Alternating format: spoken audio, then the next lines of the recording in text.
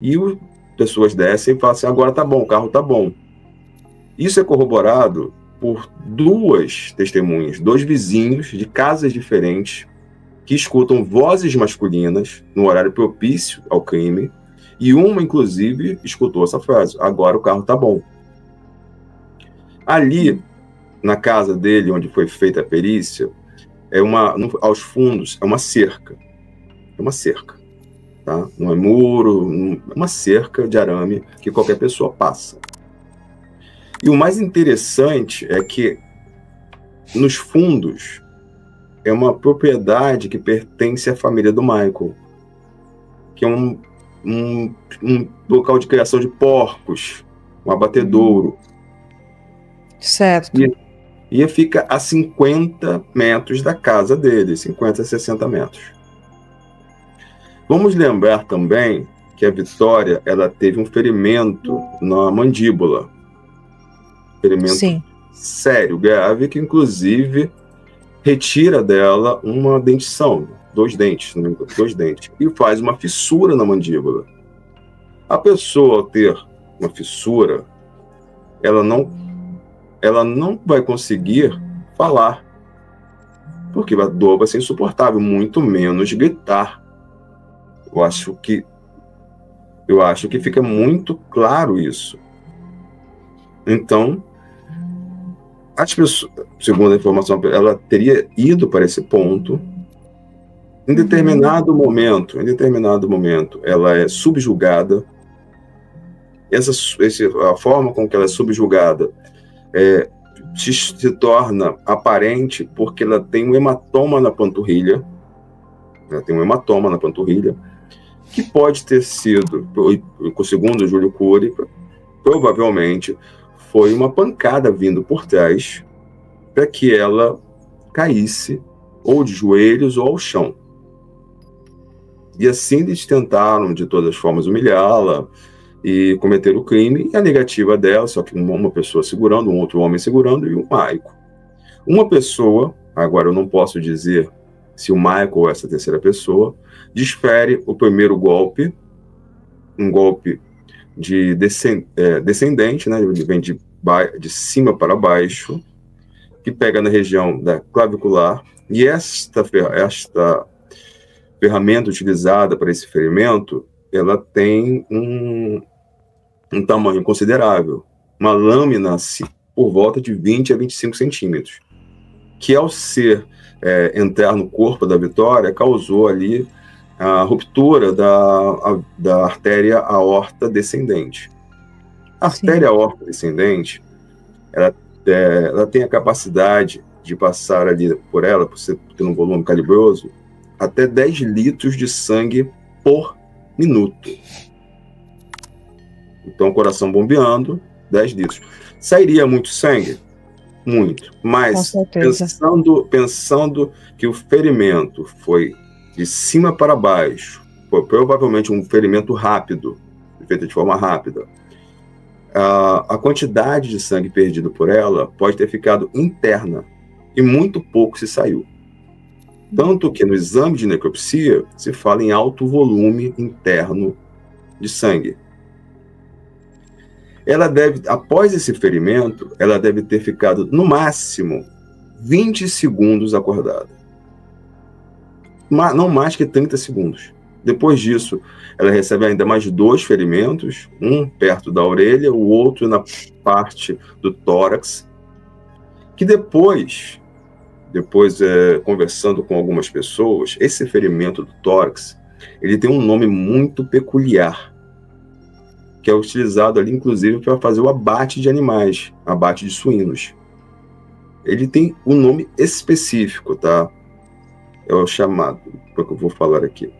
Eu vou colocar pausadamente por conta da live, tá? Mas o nome desse ferimento é o mata-porco.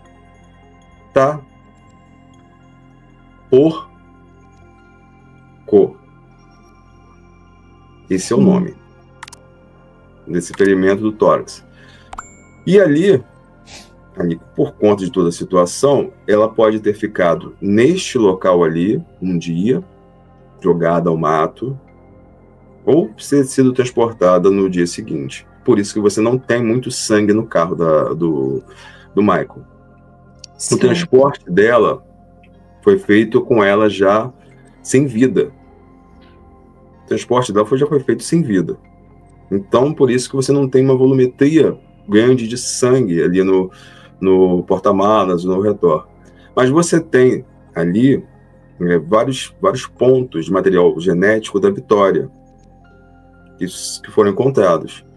E uma pequena amostragem de material genético masculino no banco da frente. Mas vamos relembrar o que a primeira testemunha disse, que viu uma terceira pessoa de casaco, de capuz ou máscara, ou uma balaclava, provavelmente, dentro do carro.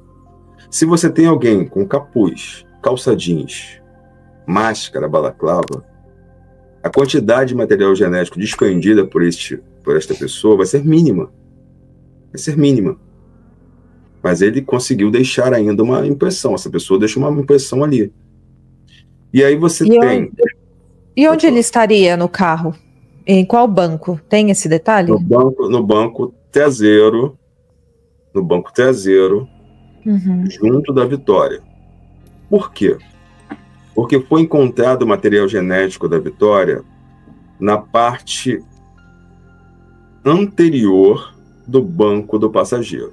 Então, nas costas do banco, você tem material genético da Vitória. Você só tem uma possibilidade disso acontecer, duas possibilidades. Ou ela estando atrás do carro, ou ela estando segura para trás por uma pessoa. De qualquer forma, você tem esse material. Você tem que ter essas duas possibilidades.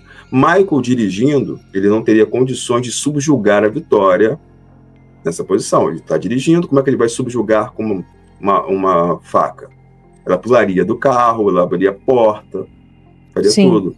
Agora, no banco do passageiro, com uma pessoa ameaçando-a, ali coagindo-a com uma arma branca, e ela, desesperada, ela libera material genético, possivelmente possa até ser uma lágrima ali, não fica claro se é uma lágrima, um suor, mas alguma coisa do tipo, além de material epitelial, pele. Já que isso ou saliva, né? Saliva, sim, pessoas saliva, gritando, né?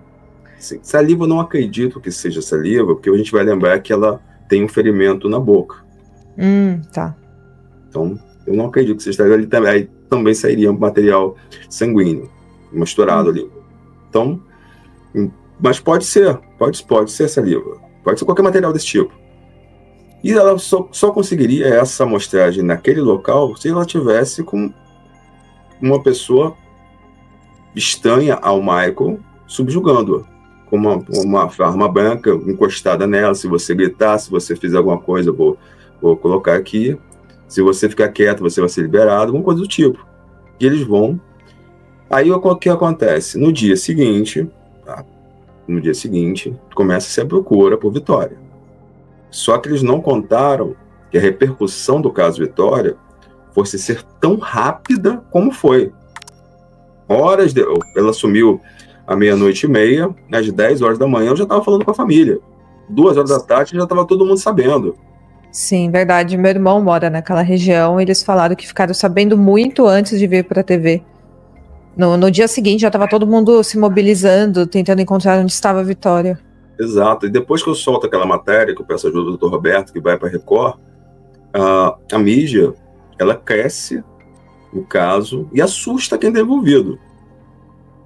Então, provavelmente, eles pegam a Vitória, colocam ali, forram o carro, provavelmente, forram um banco, porta-malas.